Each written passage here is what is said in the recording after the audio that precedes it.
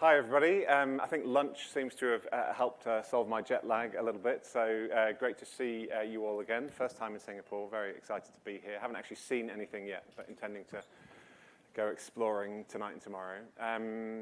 So yeah, I'm doing a little thing now, and I'm going to do a little talk tomorrow as well. So today I want to build actually directly on something that Ronaldo was talking about. Is Ronaldo still here? I thought his talk was great before lunch, thank you. He showed, do you remember that networks chart of a centralized, a decentralized, and a distributed network? So does anybody know where that, so if you can picture in your mind that chart that Ronaldo showed earlier, does anyone know where that chart comes from? Does anyone know what that is originally? It's hard without the visual to remind you. Anybody? Look, there we go, that picture. Or do you remember before the break, Ronaldo showed a very similar picture of the three. So this is 47 dots, the same dots connected in three different ways. Does anyone know where this picture came from? Ronaldo? Yes? Okay, Ronaldo knows. Anybody else? So this is basically the blueprint for the internet. In 1947, the Rand Corporation, which is a sort of defense research institute in the States, was designing an information architecture for what is now known as the internet and the World Wide Web. And they thought about a number of different models, one that is very centralized or increasingly less centralized to being highly distributed. And primarily for reasons of security, I think, they went for this kind of model here on the right-hand side. So the dots in this chart could be people, 47 different people connected in different ways. They could be companies, 47 different companies. They could be cities. They could be countries. They could be anything. But I think part of the reason they went for this kind of right-hand side distributed model is because if any node, if any dot is taken away through an atomic bomb or any other interruption to the network, the rest of the network still functions. So it's very secure. It's very stable. And I guess the point I want to make in the talk I'm giving now is this is, many of you might be familiar with this quote, attributed incorrectly, I believe, to Marshall McLuhan. So we shape our tools, and thereafter our tools shape us. So we have created this internet, this highly distributed network around the globe. And I think it is still shaping our society and our organizations, which are still there was a brief chat about governments before lunch, still very centralized and are still being disrupted by the crowd, by the internet. And so I think we're living in a fascinating time, having to rethink all sorts of assumptions around what it means to be a truly kind of networked, globalized world. So I want to start with a question. In fact, before I start with that question, how many people saw the Cheryl's birthday 11-year-old maths test quiz that came out of Singapore recently? And who could solve it? Who was able to solve it? Okay. Oh, well done, Priti. Did anyone see that? So apparently this was a maths test for 11-year-old Singaporean children. I'm blown away if your 11-year-olds can solve that kind of puzzle. I have kids not much younger than that, and I don't think they could solve that. But anyway, it went viral last week. Google Cheryl's birthday, if you want to check that out. It's a little mind-bending puzzle. But I want to ask you another little mind-bending puzzle, which some of you may remember from your days in school. So the question is, what do you think are the chances that two people in this room share the same birthday? Anybody want to guess? Anyone want to bet? Hi? Okay, 28 people, it's 1 out of 2, quite high. Any increase on quite high? 80%. 80%, fantastic. Okay, thanks. So, because we've just had lunch and everyone's kind of relaxed and all the rest of it, I'd like to just test this, and the quickest way I can think of us doing this is just to very quickly form a big line here around the front. So be careful with your laptops and your bags, and don't fall down the stairs, please. So what I'd like you to do is, if your birthday is in January, come and stand over here somewhere. And if your birthday is in December, go and stand in the far side of the room. And if you're somewhere in between, come and stand in the middle. And you need to stand in order of your birthday. So you need to talk to each other and find out each other's birthdays. You got a minute to do that. Go. Okay, can I get your attention, please? So can I get a show of hands for January babies, please? Okay, February? March, April, May, June, July, hey. August. Oh, August is kind of segueing across July. August, September, okay. Christmas babies, October, November, December. Hey, okay, so a round of applause because you've all self-organized into order, so thank you very much, that's fantastic. Now, does everybody know the birthday of the people standing to their left and their right? Does everybody? Yeah? If not, just quickly check now. Quickly check now. So March, what? 16? Oh, 25th. 5. 21st. 25th. 19. Okay, great stuff. Thank you. Okay. Okay. So I wasn't betting any money. So here's where I sometimes lose money on this exercise. But do we have anybody in the room that shares a birthday with their partner? Oh, okay. Whoa, check this out. Okay, all right. So let's just hear. When's your birthday? Can we ask?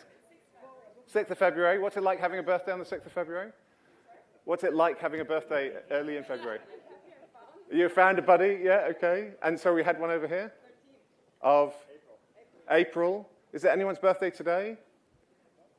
No, yeah. No, okay. Over here? 17th of May. Fantastic. Over here? 4th of July. Oh, American independence. Thank you. Any more for any more? We had. Okay, fantastic. And any more for any more? December 1. Fantastic. So just with something as silly as birthdays, there's lots of connections in a room like this that normally you don't even suspect. So the point I want to make in a minute is what more meaningful connections can we make over the course of the next half an hour, the next 2 days, to harness that kind of network effect. But whilst you're all standing there, can you turn to the person to your left or your right, preferably somebody you don't know yet, introduce yourselves, and try and come up with a joint venture, a project or a company that you can create together, and give it a name. You've got 3 minutes. 3 minutes. The instructions are on the screen. Go.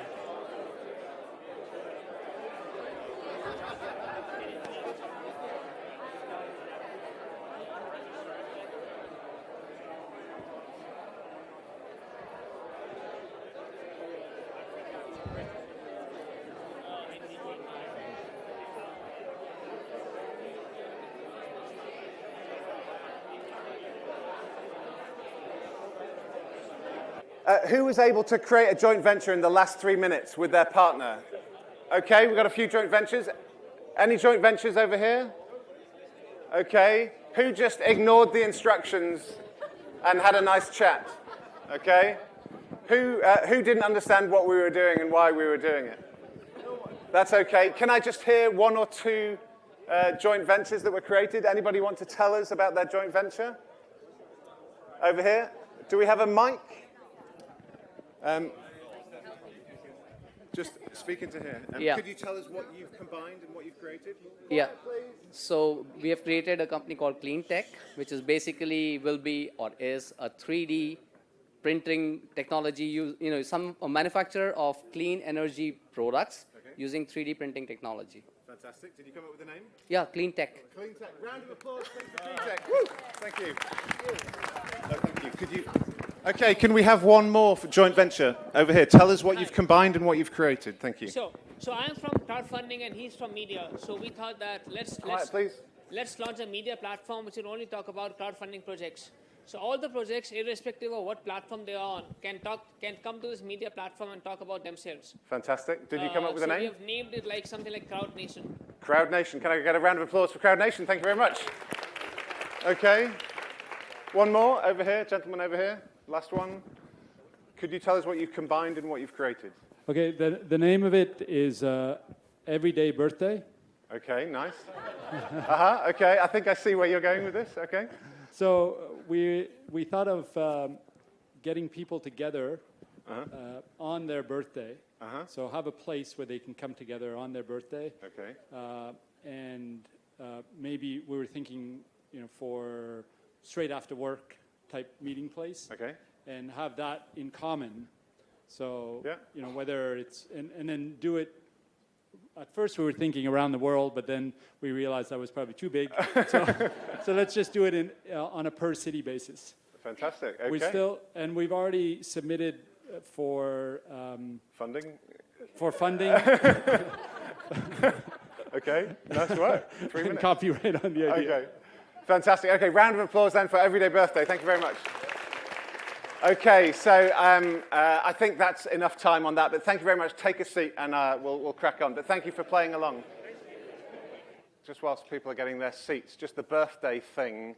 Somebody said 28 people, it's 50-50. You were almost right. It's actually 23 people. It's actually less than that.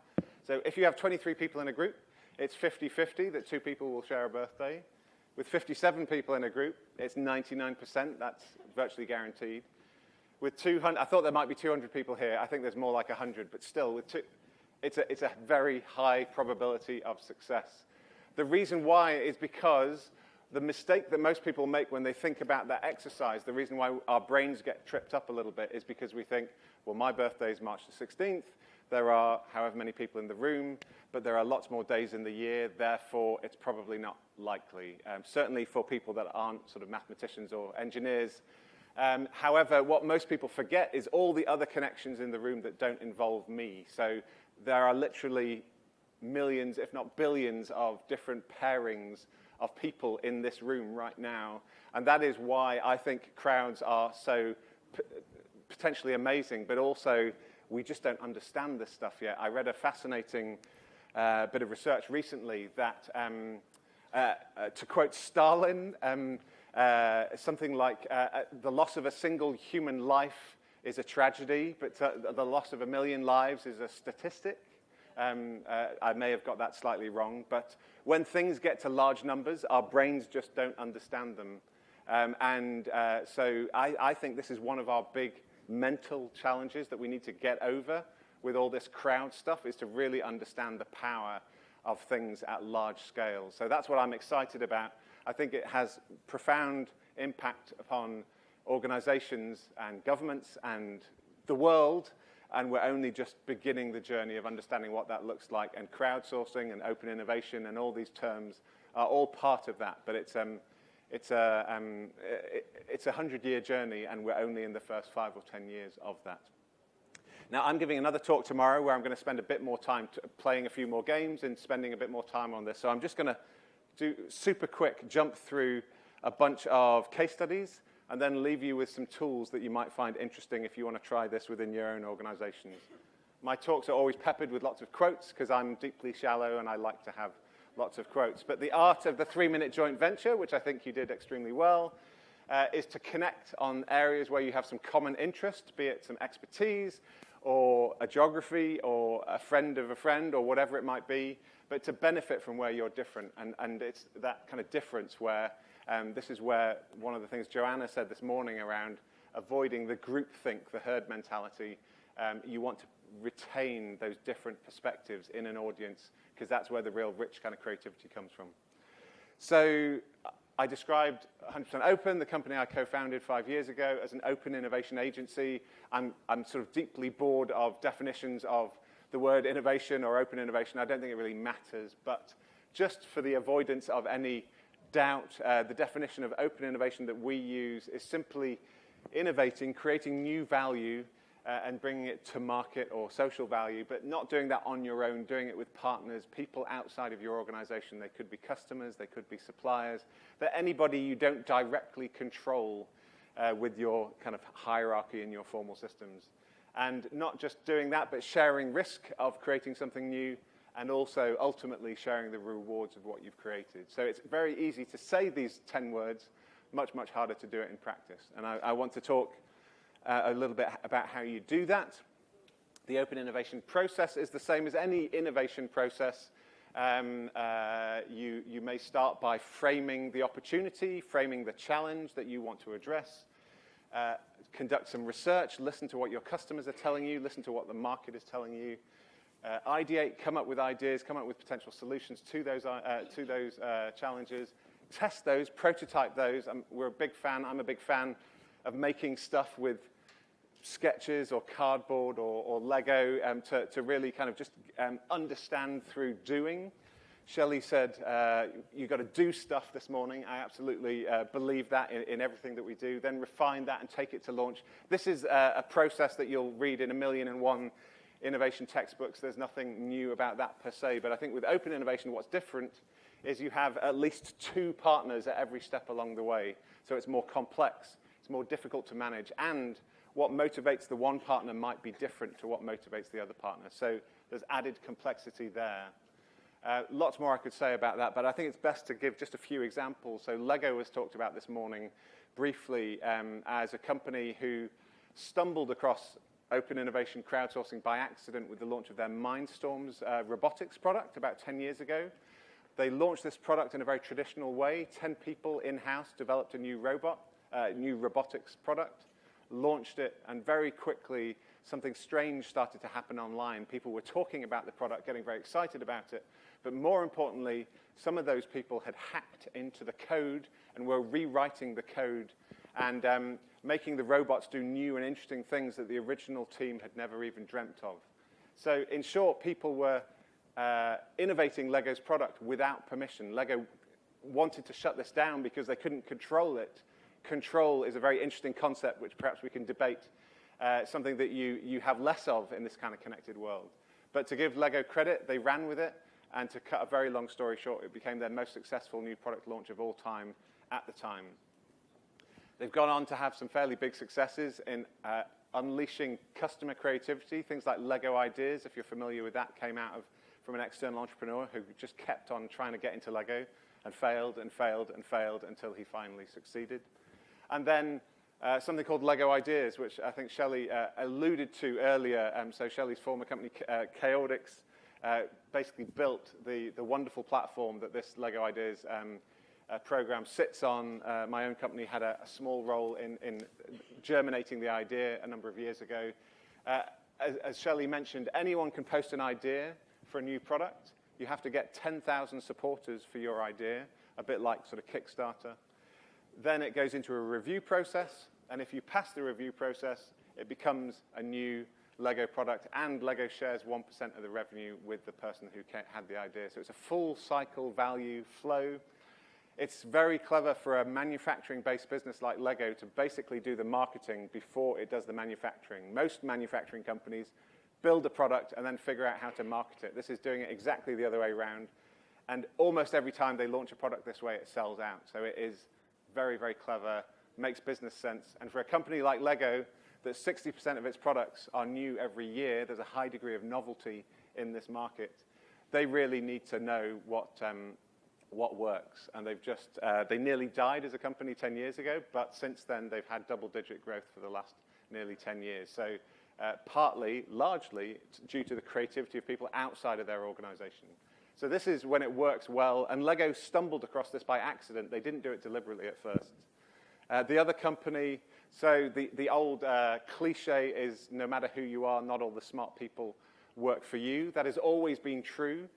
But what is different now today, I think, is no longer is it possible, not only is it possible to access those smart people outside of your organization, it is increasingly necessary if you want to be globally competitive. So, and that goes for places, countries like Singapore, as well as it does for companies as well. So you need to attract the smartest people to your organization, but you also need to attract the smartest people outside of your organization or your place as well. Procter & Gamble, Sean used to work for them. I learned from Sean, now have 75% of their new products come from outside. I thought it was 50%, so I've learned something new there. Well, many things new from Sean's talk, but Procter & Gamble are very efficient at hoovering up needs and requirements in the business, deciding which they can solve themselves and which they're going to push out through a program called Connect and Develop. And we've built up a big database of companies with interesting capabilities in areas of interest around Procter & Gamble.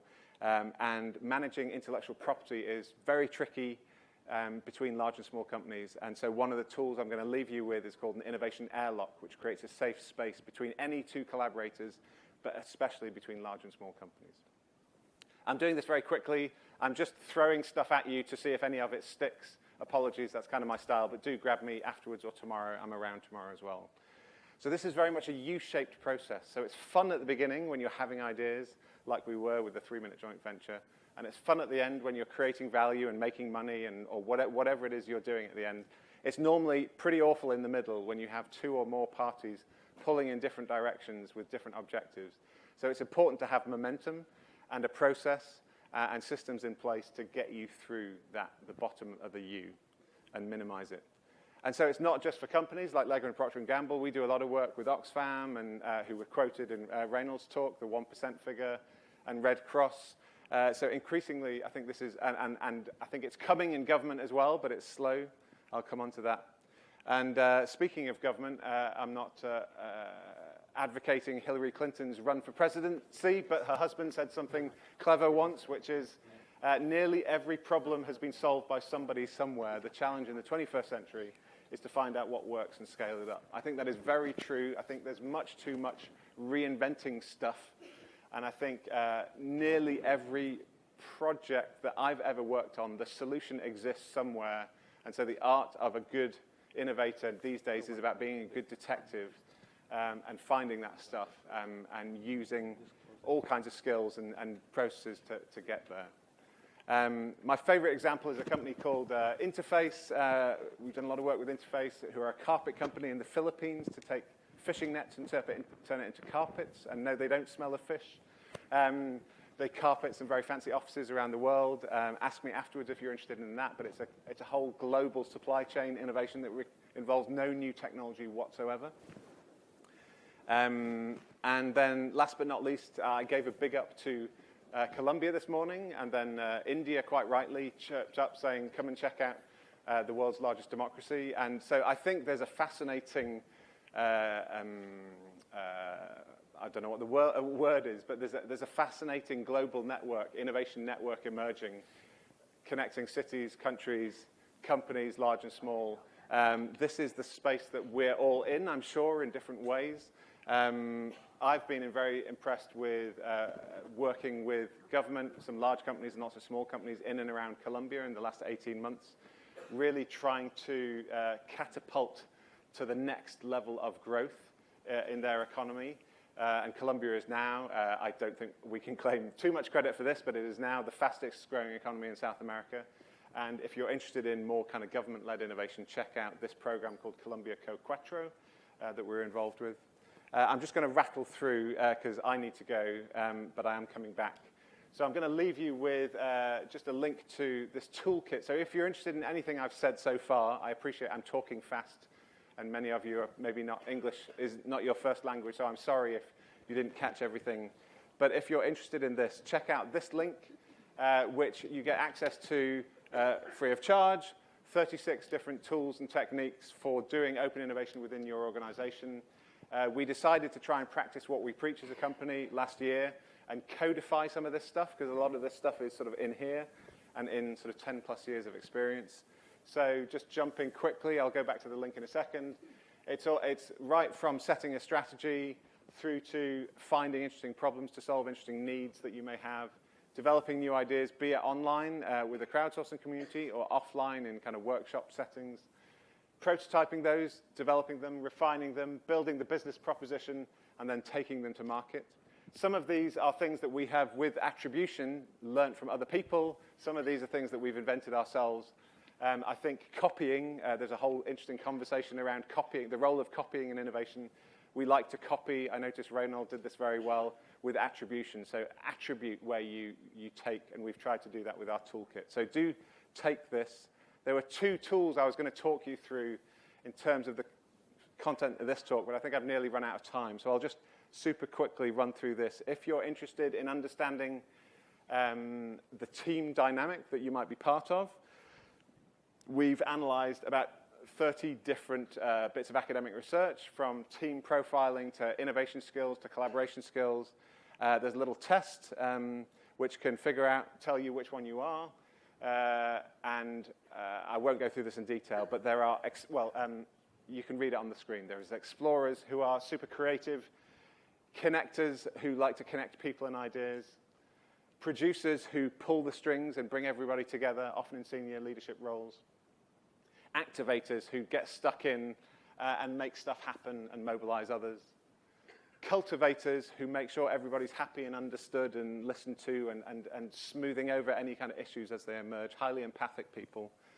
And the influencers, the storytellers, the people who kind of shape, sell, and celebrate your kind of vision and what you've achieved. So there are these kind of 6 different distinct roles, which through the little test, if you want to test yourself or your team, then there's a paper version of the test on the toolkit, or you can go to this link and it can do the maths for you and tell you what you are. So if any of you do this test before tomorrow, I'll give you a quick and dirty report on what the makeup of this room is. And so that might be fun. I don't want to hesitate a guess for what you might be. So that's a kind of a sort of softer skills thing. And then on the harder side, I mentioned briefly earlier this thing called the innovation airlock. So this is where you want to manage intellectual property between multiple partners and create a safe space for collaboration. I haven't got time to go through this. It's quite a technical process. But the airlock just insulates 2 different partners, and so they're not disclosing confidential information at the wrong time to the wrong people. It involves usually a third party, which could be 100% open. It could be somebody else that insulates those 2 parties. Make sure there's coaching on both sides so they understand and what each other is looking for. It simplifies the process, certainly from a large company perspective. They don't have to sign lots of agreements with small companies. And from a small company perspective, they get straight into the front door and they don't have to meet dozens of people. And so we or somebody else would facilitate the process, which is described in the toolkit, which looks a bit like this, and there's a lot of instructions that sit with this. So if you want to try something like this, then you can download the tool, read the instructions, come and talk to me. It really works every time we've done it. It works extremely well, and there should be more of these safe spaces to collaborate, whether it's something like an airlock or something like a conference. I think that's a very important thing in this kind of connected world. So that's pretty much all I was going to say today. As I say, I'm coming back tomorrow to talk more about networks. I'm going to do a double act with Sean. We're going to figure out what we're going to say tomorrow, but don't worry, we have thought about it. I guess I'll finish with this. So I think open innovation is fundamentally about foregoing some short-term profit for some longer-term benefit. I really like the definition of trust as an understanding of long-term fairness, I think, was how it was described. Expectation of fairness, thank you, sorry. Arthur Ashe, a tennis player, said this, which I think is a nice place where I will leave today's talk, that from what we get, we make a living, but from what we give makes a life. And I think the same goes for innovation and the crowd. The more you can give to it, the more it gives you in return. So I need to disappear now, but I will be rejoining some of you this evening, and I'll be back tomorrow if anybody wants to grab me. Maybe I'll just leave a couple of cards if anybody wants to grab the details if they're not around tomorrow. So thank you for your attention. Sorry I've spoken so fast, but I'm happy to take a couple of questions. Thank you. Thank you for your very interesting slides. My name is Leonid, and I'd like to ask you about a little bit another side of this medal. Okay. As for me, the headache of each product manager is not a lack of innovations. It's he has a very long backlog, and he doesn't understand very well how to make this innovation quickly enough, because we have, I mean, in general, we have some legacy, we have some very long backlog, we have hundreds of ideas. Sure. And can you give maybe some practical advices how quick prototyping, how quick realization of ideas can be made in a big established company, not in startup? Sure. Okay. So I'd love to talk to you about that more over a coffee break or another time. But I think my quick answer would be to give up control gracefully and delegate decision-making to the crowd, which might be your employees, whatever it might be. The hurdle often is decision-makers trying to assess the quality of something that isn't fully formed yet. I think if you could delegate certainly the first pass or the second pass of that filter, I suspect Joanne has some insight into this as well. You can speed things up and save work for yourself. And actually, there's lots of commercial and other reasons why if people feel they've had a hand in creating something, it's much more likely to succeed. So culturally, I think giving people the tools to do it themselves and getting out the way, I think, is the short answer. But there's a longer answer, which maybe we can chat about in person or Skype or whatever another time. But that would be my quick response to that question. Thank you.